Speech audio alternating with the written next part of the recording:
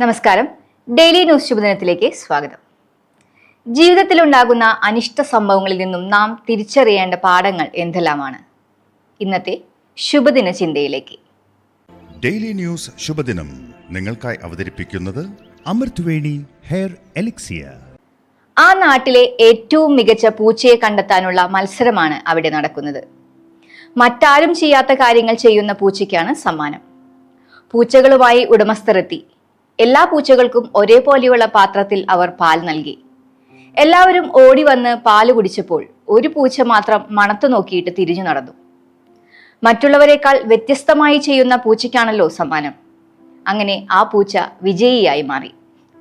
സംഘാടകർ ഉടമസ്ഥനോട് ചോദിച്ചു, താങ്കളുടെ പൂച്ച മാത്രം എന്താണ് പാല് കുടിക്കാത്തത്?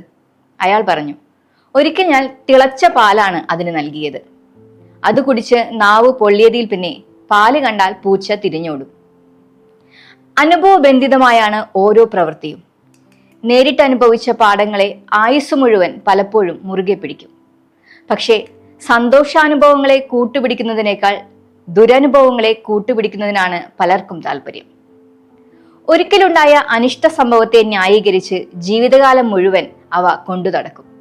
പക്ഷേ അന്നത്തെ ആ അനുഭവം അപ്പോഴത്തെ സാഹചര്യം കൊണ്ട് മാത്രം ഉടലെടുത്തതായിരിക്കാം.